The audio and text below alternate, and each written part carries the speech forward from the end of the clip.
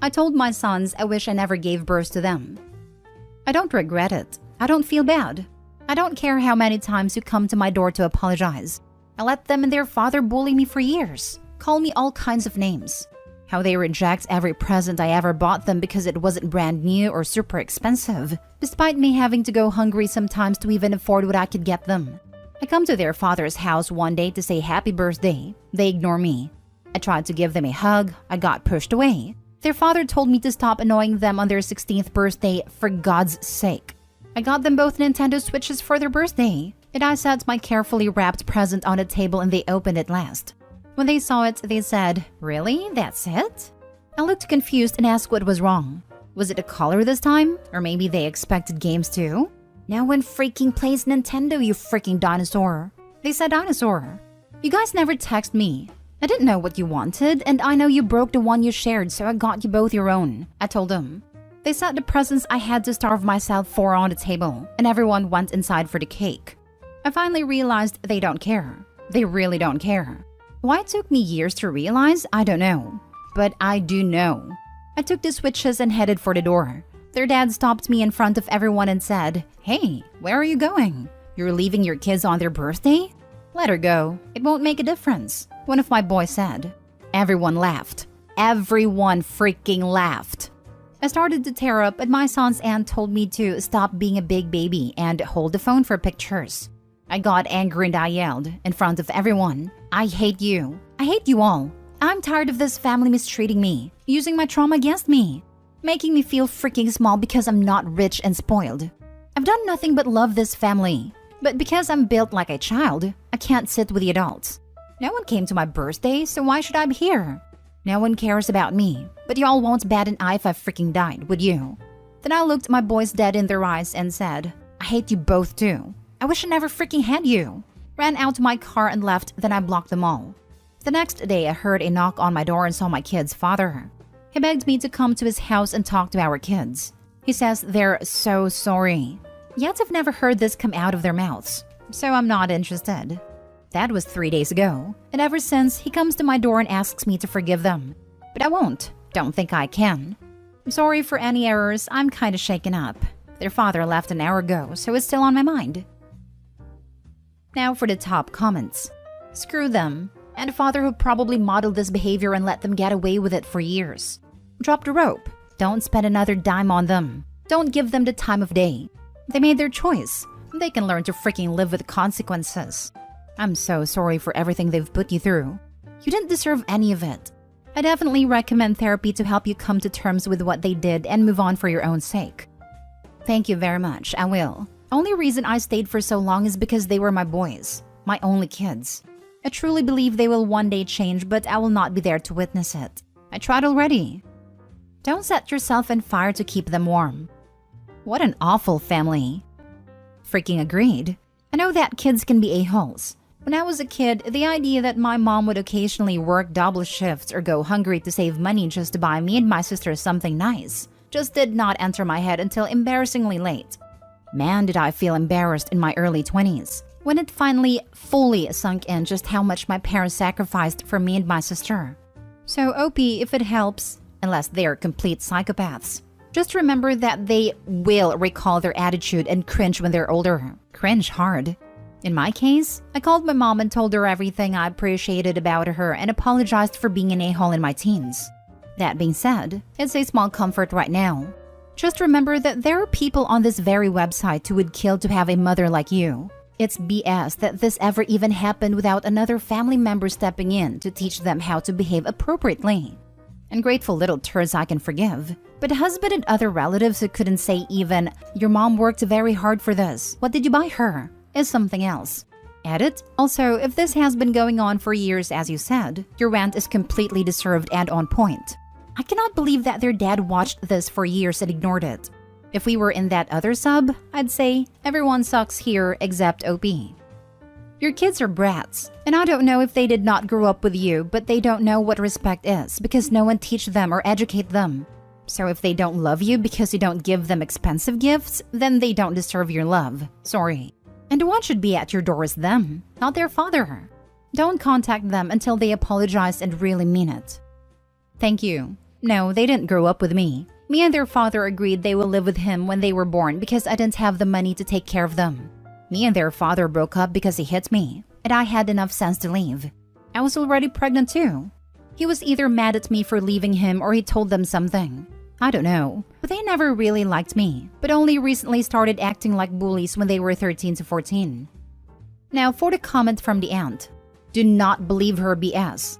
I am the sister of the father in the post and all of this is a lie and this is not how this went down. Mia, stop lying on my family. You know this is not true, hence why you deleted your account.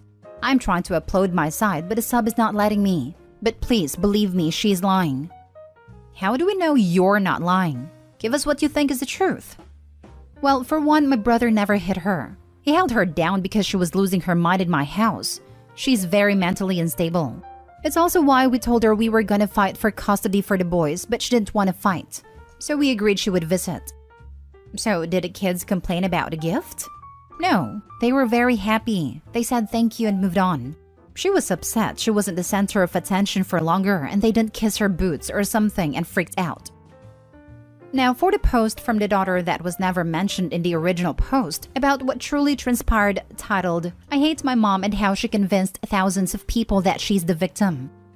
I, 23, female, am no longer in contact with my mom, Jane, because of years of mistreatment, manipulation, fear-mongering, and hatred. I was conceived through a one-night stand. Jane couldn't get in contact with the guy and so carried and raised me as a single mother until she met someone.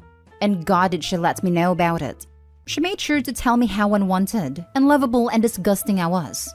She admitted to neglecting me as an infant and toddler, and how she would essentially have screaming matches with me. When I was 5, she met William and they fell in love. They got married within a year, and William adopted me after his twin sons, John and Oscar, 16 male, were born. I was 7. Their relationship moved very fast and I believe it caused a lot of turmoil.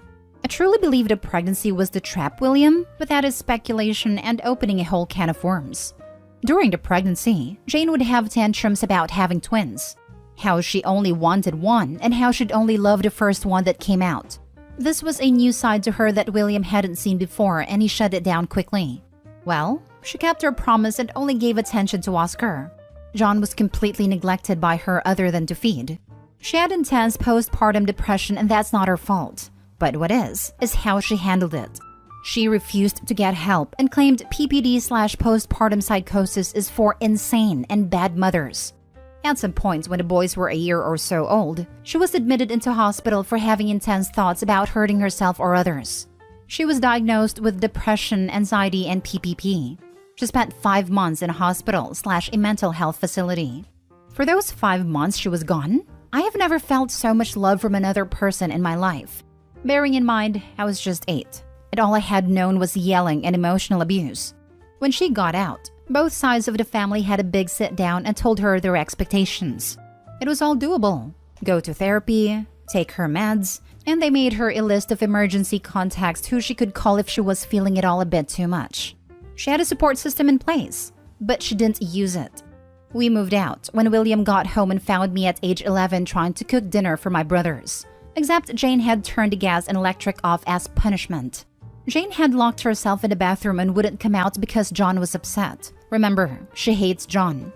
She had also thrown a ton of stuff around in a fit of rage because I said she probably shouldn't take Oscar to the shop if she can't walk straight. William packed our stuff up and we left for his mother's. Jane was not happy about that. When he found out she had thrown objects around and at me, he was furious. He filed for divorce the following Monday. The court gave him full custody with mandated visitations from Jane. I remember crying myself to sleep when I found that out. We moved out of Grandma's house and into a nice flat where we seemed to get our life together. Other than the visitation, we were good. Until William got a new job and we had to move across the city. This set Jane off, who up until this point had been on mostly good behavior. We moved closer to William's sister and her family. They all knew about Jane, and was on a contact list. But we all tried to move forward. Things were good for a couple of years, but then I turned 16. The day after my 16th, I got a text from Jane telling me that she's moving out and that I need to pack up my stuff from my old room. I went, stupidly, and began putting things into piles. Jane just stood in the doorway and eventually began bawling her eyes out. She began apologizing for everything she had done, and how she feels like a failure. This is when she told me about the emotional and verbal maltreatment she inflicted on me as an infant/toddler, and how she blames herself for my numerous mental health issues. This was all leading up to her asking if I could ever forgive her. I said no. I said that she may feel guilty, but she's stuck in this cycle where she has harmed the boys as well. She lost her freaking mind and kicked me out. It got a little physical between us, and she ended up screaming that I'm no longer her daughter, and how she's disowning me. When I got home, I told William everything. He was furious too and went to her place, and arrived back home hours later with our stuff. I don't know what went down, and I don't want to. We filed a police report as I had scrapes and bruises, and her mandated visits were lifted. A weight had been lifted off my shoulders. It was like this black cloud of negativity had finally eased up. I felt so much happier. I began to focus on school and my family without dreading having to see her. We couldn't get a restraining order, but she kept her distance. She would send birthday and Christmas cards, but we never reciprocated. The boys know a bit about what went down, but William was very frugal with what he told them. He said he didn't want to inflict unnecessary emotional damage onto them. Then on their 16th, she shows up, which was weird because she never shows up to anything. I kept my distance and stayed in the kitchen, but I could still see and hear everything. I was shaking in fear and had to run to the bathroom at one point. She had bought them both Nintendo Switches. They both opened her presents last and both quietly thanked her. There were no insults being thrown around. No one said, "Let her go, it won't make a difference." The atmosphere was stifling. In fact, it was Jane who yelled and insulted first. She called the twins ungrateful brats, and the second she stood up to yell, William and Auntie began to push her outside.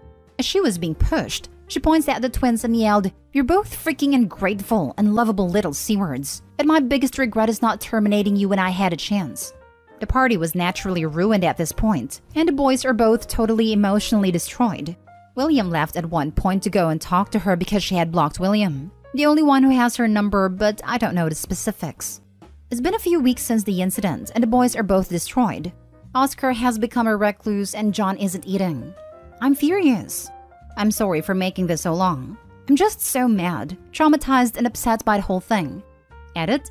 Hi everyone. I'm just popping in to clarify some things that I've been receiving in my DMs and questions in the cross posts. Because yes, I do read them.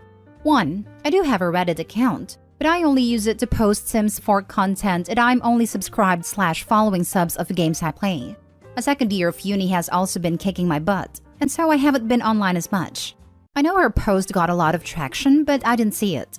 Plus, it got deleted, so it's not going to pop up on suggested sub posts Reddit is pushing. 2. I did hear about my mother's post from the THT podcast, hence the weird timing. 3. I have zero ill will towards anyone who sympathized with my mother as they were going off her original post. I've gotten many people DMing me about it, and I just wanted to say that I totally understand why anyone reading the original post would think, "What an awful family." It did suck to read everyone siding with her, but there was literally no reason to be mad as that's all the info they had. Obligatory thanks for the support comment. I will be logging out now for my own sake. Now for the last story.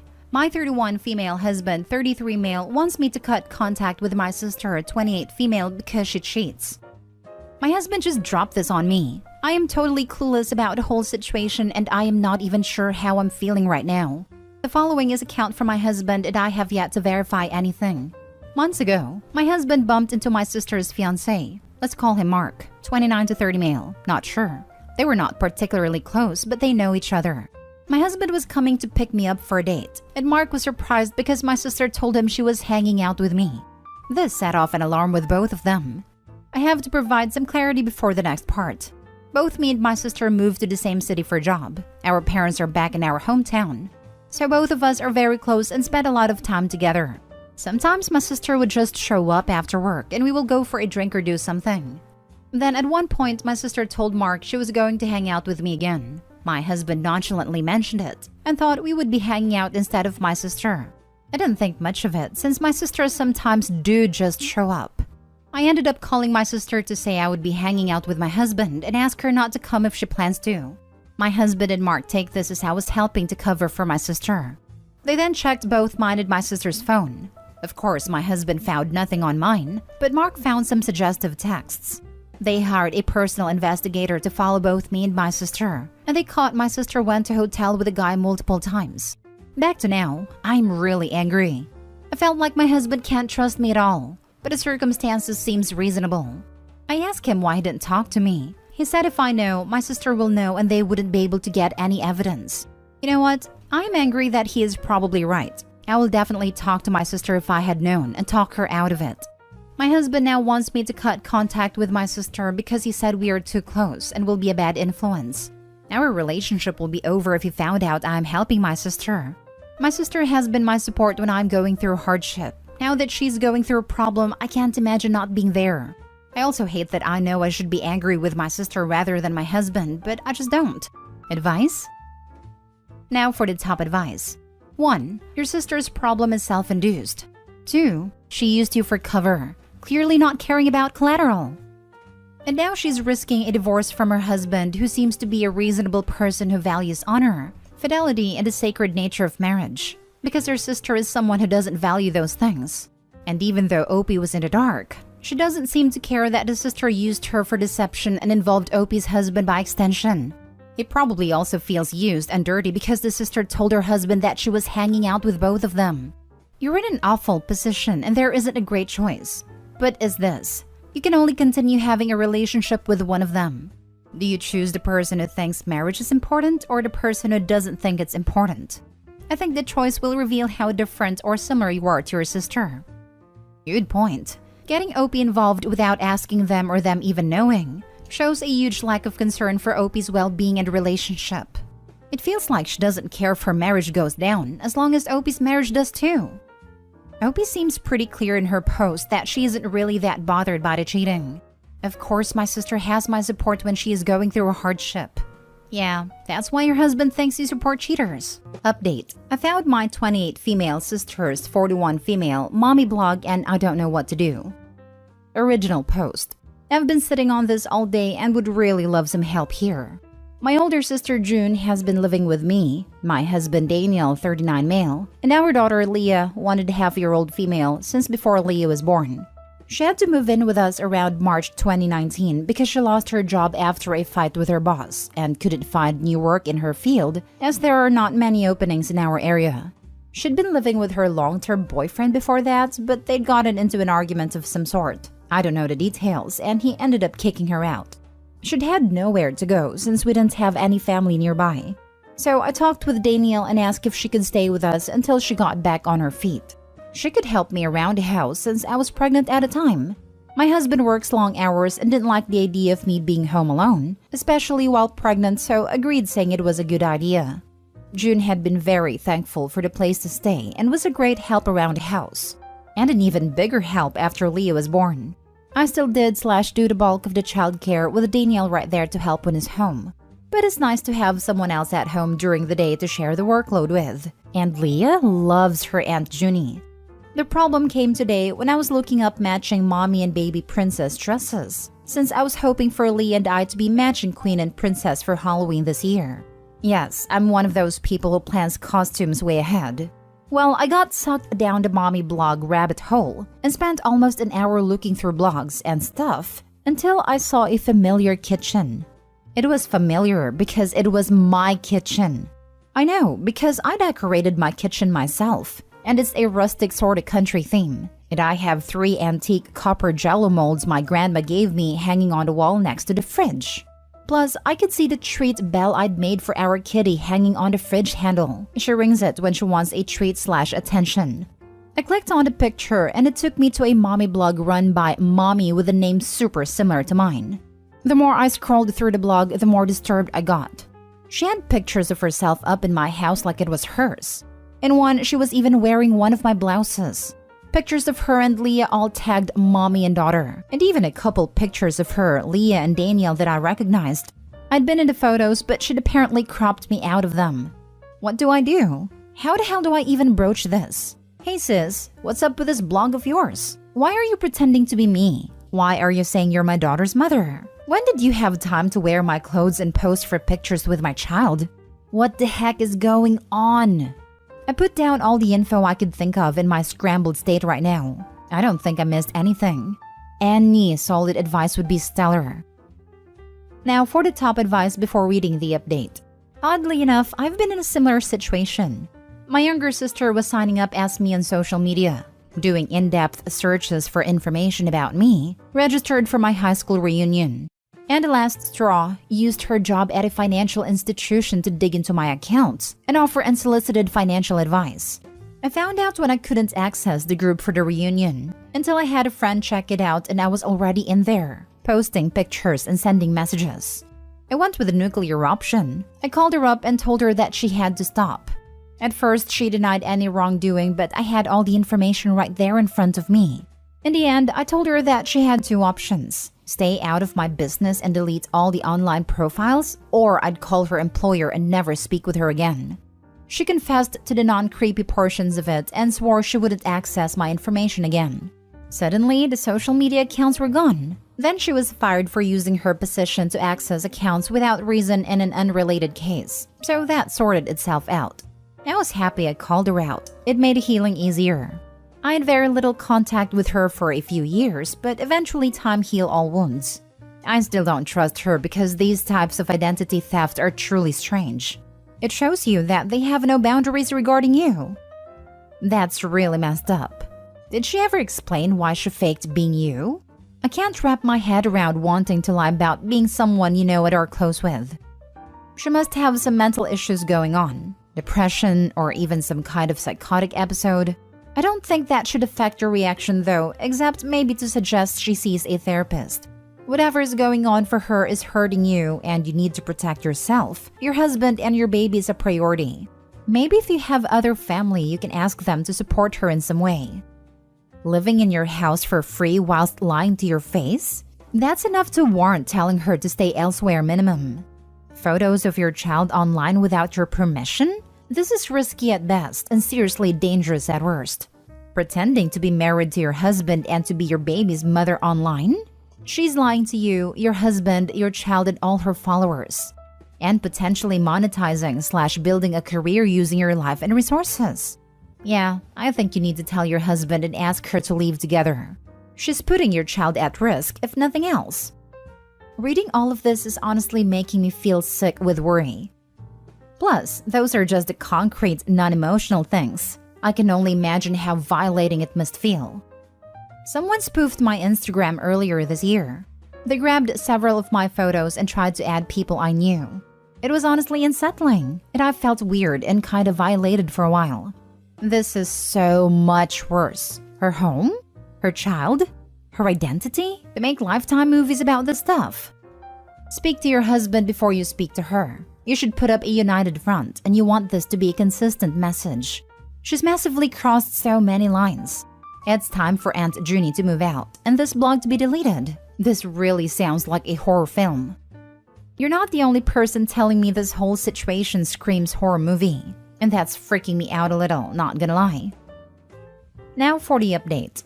Well, the last almost a year has been a lot to process and work through. But a bunch of you nice readers have been begging me for an update. Though I didn't want to do one until things calm down. But now things have settled enough for me to do so, so here I am. This is a super long one, so please bear with me. To start, June is no longer living with me and my family. First off, I sat Daniel down the next day and told him everything. I showed him the blog, and he was incredibly disturbed by it and upset too. He didn't like how many photos of Leah were up online without our knowledge. We don't post many pictures of her, and the ones we do are on our Facebook, which are private. He was worried if June was mentally okay, because this was nuts to him, and I said I wasn't sure, but I was worried about her too. We agreed we needed to talk to her ASAP. So he took Leah to his parents' house to stay the night before coming back home. Then I contacted our parents for a video call and told them about June's blog I found. I felt like they needed to know what was going on. Our mom was shocked, but our dad didn't believe it, so I sent them a link to the blog. They were quiet while they looked through it, and I talked to them about how we, Daniel and I, were understandably weirded out and concerned for June. Out of them both, Dad looked the most disappointed, while Mom just looked stunned. I told them June couldn't stay here anymore because of this, but we didn't want her out on the street, and they said she could come stay with them. They wanted to be there on call while we confronted June, but I said all of us together would probably make her feel like she was being attacked. So I said we'd call them afterwards, but do the confronting alone. But they'd probably have to help her move her stuff afterwards. Then after hanging up with them, I made sure I had my laptop there half shut with the blog open in case she tried to deny it. And I'd screenshotted/recorded countless pages of the blog in case she tried deleting to rug sweep, like some people warned me she might do, which ended up being a good idea. When June sat down, she asked what was wrong, and I asked her if she had anything she'd like to come clean to us about. She's still my big sister, and I love her, so I wanted to give her a chance to own up to this on her own. But sadly, she said no, so I told her I found her mommy blog. She was silent before saying she didn't know what I was talking about. So I opened my laptop and showed her the blog. She still tried to deny it and said it wasn't okay that I was blaming her for this, when we didn't even know if it was her doing it. She said she'd never even seen this thing before, the blog, nor ever been to the site it was on. Danielle told her to get her laptop and they'd start typing in the blog URL, and if no shortcuts appear, then she was telling the truth that she'd never been on the site. But if one did come up, well, she was lying. She said we were being ridiculous, but I insisted she get her laptop and just prove us wrong. If we were wrong, then we'd apologize. She hemmed and hawed for a bit before reluctantly getting her laptop. I noticed she was gripping it really tight, and after she opened it and signed in, I guess she realized she was backed into a corner, so she just broke down into loud sobs. She started babbling out apologies, and I asked her why she did this, why even fake being me and starting a blog. I asked if it was for money or something, and she said no, so I asked her to please explain to me why this was a thing she felt the need to do. She explained that she did it to feel happy, and that she started it a little while after moving in with us. She said it wasn't fair that I had it all, while she was old and unwanted. I told her she wasn't old or unwanted. We love her, and so do our parents, and so does the rest of her friends and family. She got angry and said it wasn't the same. And there was no way for me to understand what she's going through because I was everyone's favorite.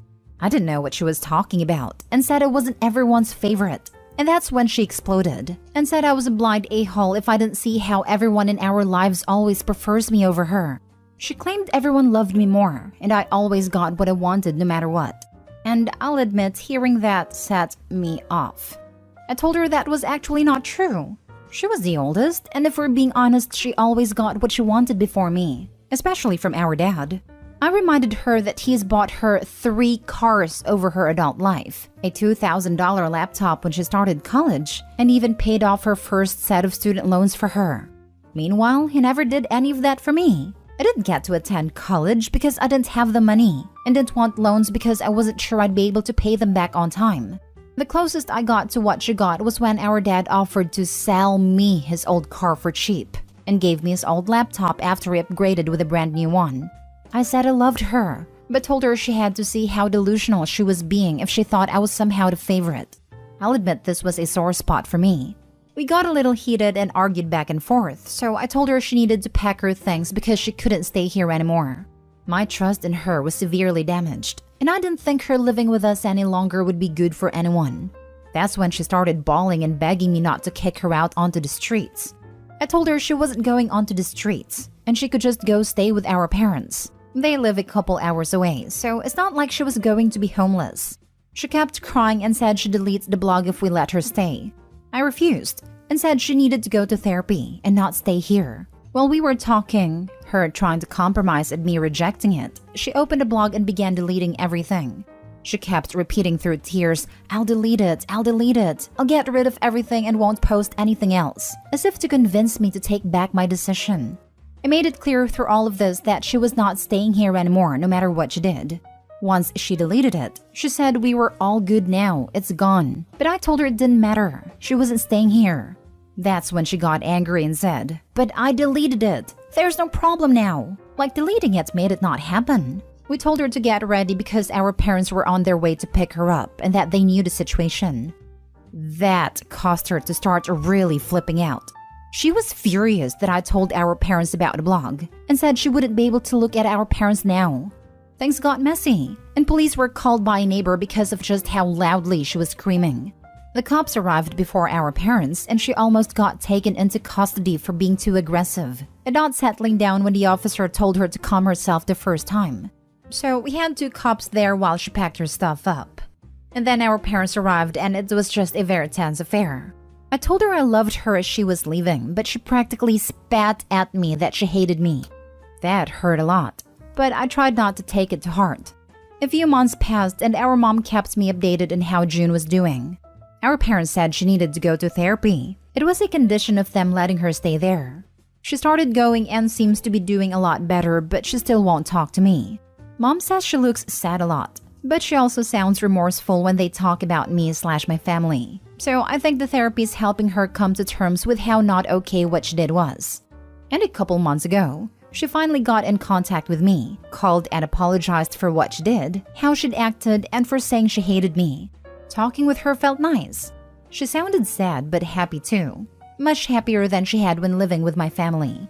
Those who said she made a blog to cope were right.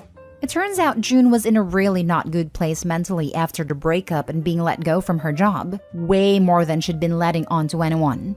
She also told me she'd been on medication for anxiety and depression before/during when she dated her ex, but she'd shamed her for it.